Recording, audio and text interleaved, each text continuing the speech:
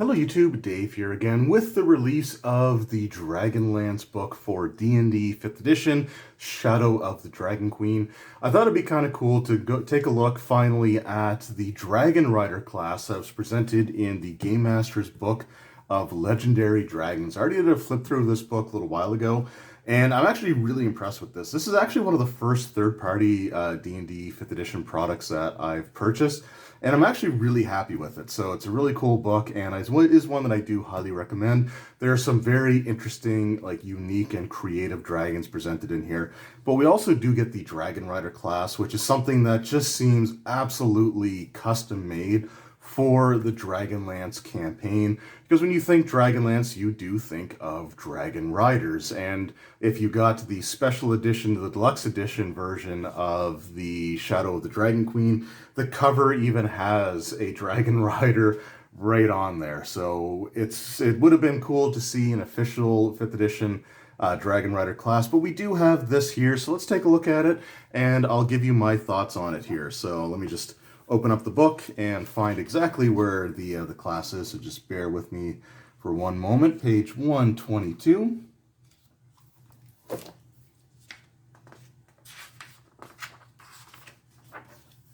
So here we have the Dragon Rider, and does that not look like something that, is plucked straight from, the pages of a Dragonlance supplement? Really, really cool stuff. But let's take a look at the class. So this is a full class, obviously. It's not just a specialization for one of the existing classes. You do get 1d8 for your hit dice, so 1d8 per Dragon Rider level. 8 hit points plus your con modifier at first level, and you gain 1d8 or 5 plus your con modifier for every level after first. You are proficient in light armor, medium armor, and shields, as well as simple weapons and martial weapons. You are proficient with leather workers' tools, and you're proficient in the strength and wisdom saving throws. For skills, you get to choose 2 from the list of athletics, acrobatics, stealth, nature, animal handling, perception, and intimidation. The Dragon Rider standard equipment includes 1 martial weapon, any 2 simple weapons, leather armor or scale mail, and leather workers tools, and an explorer's pack. If you forego this equipment, you can roll 5d4 times 10 and buy your equipment. At first level, you are considered to be a novice rider. You are granted a dragon companion. The stats and abilities and rules for this companion are found a little bit later in the book here. You may communicate telepathically with your companion while you are within 1 mile of it. You have Draconic veins, so also at first level, choose 1 of the 2 Draconic veins, Dragon Knight or Dragon Outrider, and those are kind of like your specializations or your focuses. Think Bardic College or things along those lines. For fighting styles, you get to choose between archery, great weapon fighting, dueling, or 2-weapon fighting, and these are the same as they were in the player's handbook, so we're not going to look too much at those. At 3rd level, you are a dragon trainee, so you've begun to train extensively with your dragon. You can buy or use 10 gold pieces worth of leather and spend 8 hours creating a saddle for your dragon companion and gain the ability to ride the dragon while it is walking. So while this is the Dragon Rider class, it does take a little bit of progression before you can actually, ride the dragon, but you do get that increasing ability as you go through. You also get dragon maneuvers. So starting at 3rd level, you gain 3 maneuver points, and you may choose 3 dragon maneuvers from the dragon maneuver section. If the maneuver requires a target creature to make a saving throw, the DC equals 8 plus your companion's strength modifier plus your proficiency bonus. So it's the dragon's modifier for their ability and your proficiency bonus, which I think the proficiency bonus is pretty much the same for both of them.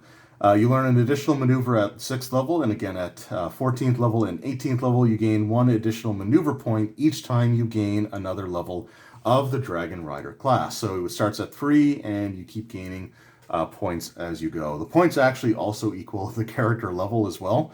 So that's another way of noting it. It starts at 3 and then just goes up by 1 every level. Ability score increase and extra attack are pretty standard abilities for martial classes. So again, we're not going to go over those. You get Adept Rider at 6th level, so at 6th level you become extremely comfortable on the back of your dragon companion and may now ride it while it flies. In addition, each of your attacks deals +1 damage while mounted.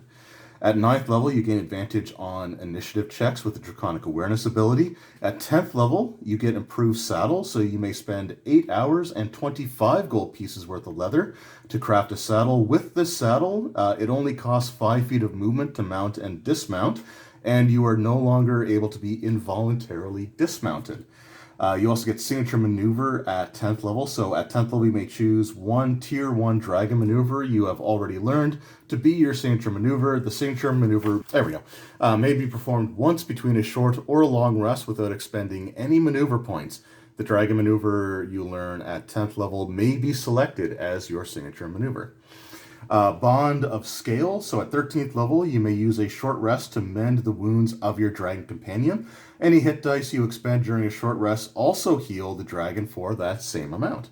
At 14th level, you get Expert Rider, so you've nearly perfected aerial combat. While mounted, each of your attacks deals an additional +3 damage and score a critical hit on a roll of a 19 or 20 on the d20. And again, keep in mind for 5th edition D&D, the natural roll of the dice, if it's either 19 or 20 with that ability, it's an automatic critical. So one thing to keep in mind. So in this case, a 19 would be an automatic hit and would deal critical damage. At 17th level, you get Isolated Prey, so you may use a bonus action to target a creature you can see, and your dragon companion becomes fixated on the target. While a creature is targeted this way, all attacks made by you and your companion have advantage and deal an additional weapon die damage. In addition, opportunity attacks against the creature no longer require a reaction but are still limited to only one attack. Isolated Prey lasts for 1 minute or until the creature is killed. At 18th level, you get Perfected Maneuvers. So at 18th level, your previously chosen signature maneuver is perfected and no longer costs maneuver points, period. In addition, you select a maneuver from any tier to be your second signature maneuver, including the dragon maneuver that you gained at that level.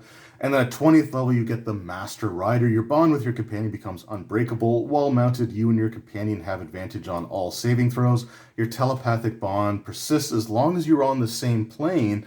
And in addition, if you have 0 maneuver points upon rolling initiative, you start your turn with 5. So that's, again, a pretty standard ability that other character classes get as well. I think the Sorcerer gets that at some point as well. If they don't have any sorcery points, at the start of a fight, when they're 20th level, they can gain a certain amount automatically.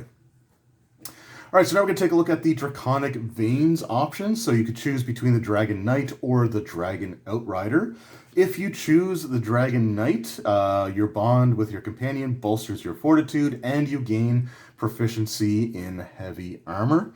So similar to like some of the cleric domains, for example, that grant heavy armor proficiency. If you take the Dragon Knight, you also gain heavy armor proficiency in addition to light and medium armors. Scaled Hide at 3rd level, you gain a +3 max hit points and +1 additional max hit point for each level you gain in the Dragon Rider class. At 7th level, you get Claw and Tooth. When you deal damage to a creature, you may deal additional damage equal to your Dragon Rider level. Tooth and Claw recharges at a short or long rest. Draconic Ability at 11th level. Your bond with your companion enhances your fortitude beyond natural capabilities. Choose either Strength or Constitution. That ability's maximum is increased to 22. Strength of Scale at 15th level. Whenever you roll a strength check or a strength saving throw, you may add 1d6 to the total. And at 19th level, you get Aura of Dominance. You become a bulwark of draconic power. You may use an action to gain resistance to all types of damage for 1 minute. During that time, all of your weapon attacks deal additional weapon die of damage type appropriate to your dragon companion. Aura of Dominance recharges after a short rest. And then the Dragon Outrider class. If you choose the Dragon Outrider at 1st level, your bond with your companion sharpens your senses. You gain proficiency in perception. If you already have proficiency in perception, you gain expertise. So expertise doubles your proficiency bonus to that particular skill check. At 3rd level, you gain Moonlight Hunter. So you and your companion gain dark vision to a range of 120 feet. At 7th level, you get Supple Wings. Your companion gains the ability to dash as a bonus action, and any stealth checks made while mounted gain advantage. Draconic ability. At 11th level, your bond with your companion enhances your scouting abilities beyond their natural capacity. Choose either dexterity or wisdom, and that ability's maximum is increased to 22. Take aim. At 15th level, your bond with your companion enhances your accuracy. Once per turn, the Dragon Outrider may choose to reroll one attack that misses. So again, that's not quite advantage, because you would have to take the second roll regardless of what the result is, even if it's worse. And then you get Aura of Agility. So at 19th level, you may use an action to massively enhance your quickness and accuracy. For 1 minute, your movement speed of you and your companion is doubled, and you may make an additional attack per attack action. Aura of Agility may only be used once per long rest. So it's a little bit more of a powerful ability, granting the extra attack and a huge increase to speed, but it's effectively a once-a-day ability. And if you multi-class, the requirement for multi-classing into this particular class, the Dragon Rider class, is that you have to have either a 13 strength or a 13 dex. So then we got our Dragon Companion. So here we have the chart for their progression. So they do get a proficiency bonus that progresses pretty much the same as a player character. Their hit dice goes from 1d12 at level 1 all the way up to 15d12 at starting at level 19. So there are certain levels where they don't actually gain an extra hit dice. So at 7th level, for example, they remain at 6 hit dice. At 12th level, they remain at 9 hit dice, and at 16th level, they remain at 12. And then finally, at 20th, they also stay at 15 hit dice. But they also get, again, special abilities that they gain with each level. So starting with Dark Vision, Breath Weapon at 2nd level, size increase. So they do increase in size. So they go up to, I think they start as a medium-sized creature. And then, yeah, they start at medium, which is why you can't begin riding them until you reach 3rd level, because at 3rd level, that's when they increase from medium to large size. They also gain natural armor, and yeah, we'll sort of go through some of these abilities here. So they do start with the following stats: a natural armor class of 15, a fly speed and a walk speed of 20 feet, strength plus 3. I'm just going to give you the modifiers. So strength plus 3, dex plus 1, con plus 2, intelligence, wisdom, and charisma are all at plus 0. They get plus 5 to their strength and saving throws, plus 4 to their con saving throws, and then plus 2 to wisdom and charisma saving throws. A plus 2 bonus to perception, and a plus 3 bonus to stealth. They are resistant to the energy type that they share their breath weapon with. They get dark vision out to 60 feet, a passive perception of 12, and then they get their attack actions here. They speak Draconic in common as well. So their actions multi-attack. Once the rider has gained access to the extra attack, the Dragon Companion may use any of the following attacks once per turn, following the rules of attacking as a Dragon Companion. So they gain Bite, plus 5 to hit for 1d6 plus 3, and 1d4 of their breath weapon damage type. The Tail attack of plus 5 to hit for 1d8 plus 3, a Claw attack plus 5 to hit, and 1d4 plus 3. A breath weapon, once they gain that, it is once per rest. And the dragon releases a breath weapon in a 15 or 30-foot cone or line, so 15-foot cone, 30-foot line. Each creature caught in the range must succeed on a DC 12 saving throw of the dragon's type, or take 2d6 damage appropriate to their, again, the type that they have chosen. And they also get the Draconic maneuvers. So let's take a look here. We've got the different companion types. So it gives you a few different types of dragons that you can choose from. And it gives you what type of breath weapon essentially deals with. So the Ruby Dragon is a bright red dragon. Their breath releases a fiery cone, and they require a dexterity saving throw. The Sapphire Dragon uses a breath weapon of electricity and a line that requires dex. The Emerald Dragon releases a toxic cone of poisonous gas that requires a constitution save. The Opal Dragon releases a cone of cold, and it requires a constitution save.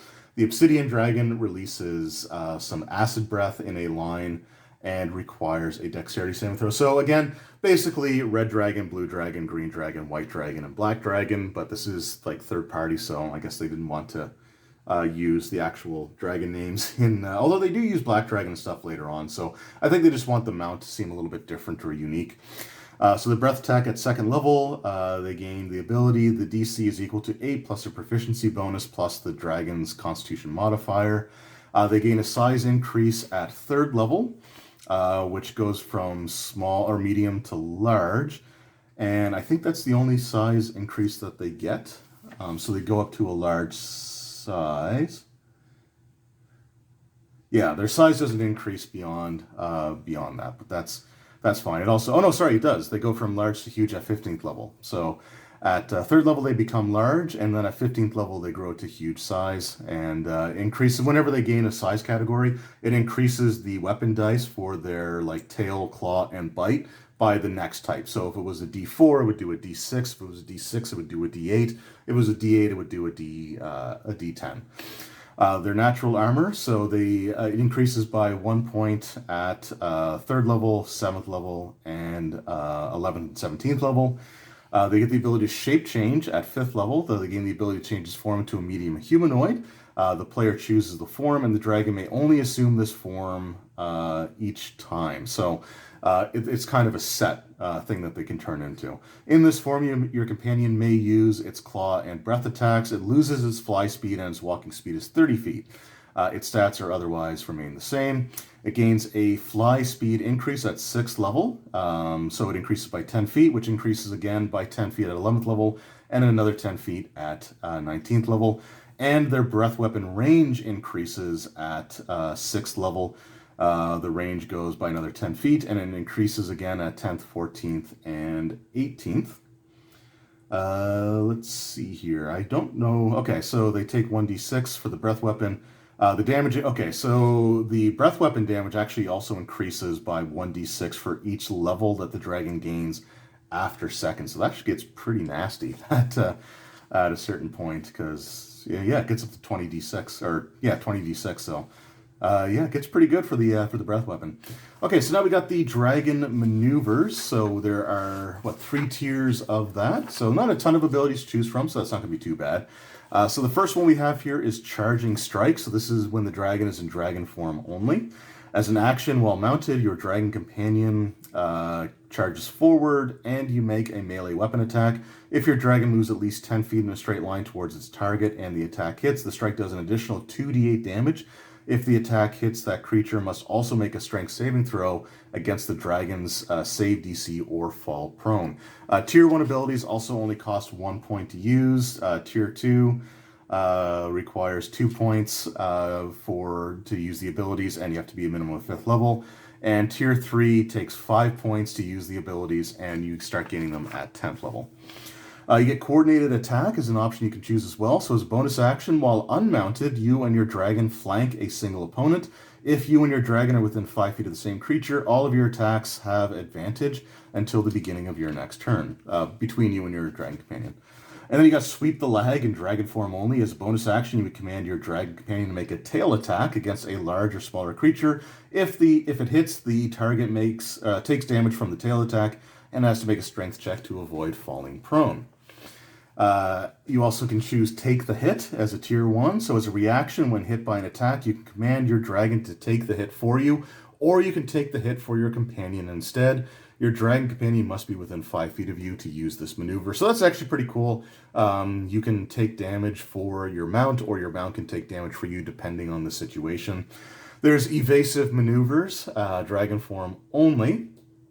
So as a bonus action, and while riding your dragon, you may take the dodge action. This applies to both you and your dragon companion, so that's pretty cool. Create an opening in dragon form only. You may create an opening for your allies to escape by commanding your companion to create a massive gust of wind with their wings. Using your reaction, you create an opening. When using your reaction, create an opening allows allies within 20 feet of your dragon companion to move away from an enemy without incurring attacks of opportunity. So that's kind of a neat ability, though again, attacks of opportunity happen incredibly rarely in 5th edition D&D, so that's probably not one of the first ones that I would take, but it is a cool ability to have nonetheless. Then there's the Bolster Defense, which you can only take if you are the Dragon Knight. So your bond with your dragon companion enhances your natural defenses, As a bonus action, you may bolster your defenses, increasing your AC by an amount equal to your dragon's constitution modifier until the beginning of your next turn. And then for the Outrider, you have Scan the Perimeter as a bonus action. You can scan the area. Any invisible or hidden creatures within 60 feet are revealed only to you and until the beginning of your next turn. Then we've got tier 2 abilities. So the first one we got is Drag and Drop. Dragon, definitely. Drag, apostrophe, and apostrophe drop. Definitely a play on words for, like the dragon companion. If your companion makes a bite attack against a medium or smaller creature and the attack hits, you can use Drag and Drop to attempt to trap the creature in your companion's mouth. The creature must succeed on a strength saving throw against the dragon's save DC or it is grappled and restrained. The dragon may move at half movement with the creature in its mouth, and you may use a bonus action to release it. The grappled creature must use an action and succeed on a strength saving throw to free itself. Then there is Channeled Breath. Your connection to your dragon companion allows them to channel their breath attack through your weapon. As an action, you may make all creatures within a 15-foot cone in front of you make a saving throw against your dragon's breath attack. On a failure, they take 4d8 damage of the type or half on a success. So if it's a fire breath weapon, right, it would be fire damage. If it was the acid, it would be the acid damage. And they take half on a success. You may spend additional maneuver points to increase this damage by an additional 1d8 per 2 maneuver points spent. So if you spent 4 points, for example, you'd be able to do 5d8 points to everyone within a 15-foot cone. And yeah, it's actually a pretty decent one. And it doesn't state that it's only once per day. So this is something that you might be able to use in place of expending the dragon's breath weapon. So it might be something to sort of look into there. There's Fury Strikes in dragon form only. As an action, your dragon companion unleashes a bite and 2 claws and a flurry. If all 3 attacks hits, you actually regain a maneuver point, which is kind of cool. You've got Diving Strike, so as an action, you may dismount your companion midair and make an attack roll with advantage against an opponent in your path to the ground. If the attack hits, it deals normal damage and an additional amount of damage equal to the fall damage you would typically take from the fall. 1d6 bludgeoning damage for every 10 feet to a maximum of 20d6. When you land, you must make a dexterity saving throw. On a success, you take no damage from the fall. On a failure, you take half damage. The save DC 15 increases by +1 for every 10 feet that you fall above 50 feet. So at 60 feet, it would be DC 16. At 70 feet, it would be a DC of 17, and so on and so forth. Manifestation. If you take the Night Dragon Knight option, your Draconic connection allows you to manifest the physical form of your dragon on your body. As a bonus action, you may strike out with the manifestation of a Draconic Claw, dealing 1d10 plus your strength modifier slashing damage, and an additional 1d8 of your dragon companion's respective elemental damage. You may spend additional maneuver points to increase the elemental damage dealt by an additional 1d8 per 2 maneuver points spent. And then there's Manifestation. If you took the Outrider class option, your Draconic connection allows you to manifest the physical form of your dragon on your body. As a bonus action, Draconic wings burst from your back and you gain a fly speed equal to that of your companion for 1 minute. So yeah, pretty decent abilities there, I would say. And then finally we have 3 tier 3 abilities to choose from. There is Ravage. So this is if your companion makes a bite attack against a creature and the attack hits, you may use Ravage to force the creature to make a strength saving throw against your companion's save DC. On a failure, they take the bite damage and an additional 10d6 slashing damage as your companion spins viciously and tears flesh from bone. I like that one. I like that one a lot. Recharge. You may use an action to funnel energy into your companion to immediately recharge their breath attack. And then there's Unleash. As an action, you release the bond which connects you to your dragon companion, causing your companion to enter a primal draconic fury. Roll a new initiative for your companion. For 1 minute, the companion operates on that initiative and may make 2 attacks per action. In addition, your companion's attacks deal an additional weapon damage die for the duration. The companion's breath attack recharges on a 5 or 6 on a d6 roll, and at the end of the minute, the companion's breath may not be used again until a short or long rest, and you must make a DC 12 animal handling check. On a failure, your companion becomes hostile towards you and your allies until you use an action and succeed on the check. So overall, some pretty cool abilities, I have to say, that the Dragon Rider class gets. And, you know, when it comes to 5th edition, when the official first-party materials since 2014, we have only received one brand new core class. So it's kind of nice to see some other classes being created here. And overall, this one's not too bad. I think that the dragon normally being limited to a single breath weapon per day, unless you take the higher level maneuvers that allow them to regain the breath weapon ability, is totally fine. The breath weapon does get powerful, but it is limited by its usage. So yeah, I think overall it's a pretty decent class. Certain things like being able to deal like double weapon damage sounds kind of powerful at first, but it is a fixed duration, and there are lots of other features that allow characters to be able to do that with other classes. You know, there's channel divinity abilities like Paladin Smites, or even things like a Rogue Sneak Attack that can deal an excessive amount of damage per turn. So I think overall this is an okay class. It's one that I would definitely consider allowing if I were running a Dragonlance campaign. If I were to run like the Shadow of the Dragon Queen, for example, the character never really gets the max level for that campaign is level 11, and I think it's pretty well balanced, at least up until that point. So it's one that I would definitely consider allowing in my group. And yeah, it's just something that really does feel like it was missing from the Dragonlance campaign. Though that is an adventure, and the only time we've actually had a new class introduced was in an actual campaign setting and not just a campaign adventure book. So I get why there was nothing for the Dragonlance, like a Dragon Rider style class, or even like a secondary like class option similar to the Lunar Sorcerer. Why that wasn't in there. It'd be nice to see that get supported officially in the future, but if Wizards of the Coast doesn't do anything else with the Dragonlance campaign setting, then this book I think would make a great addition to that campaign, a great addition to the Dragonlance campaign setting, and it's something that I do highly recommend. But let me know in the comments below, what were your thoughts on the Dragon Rider class?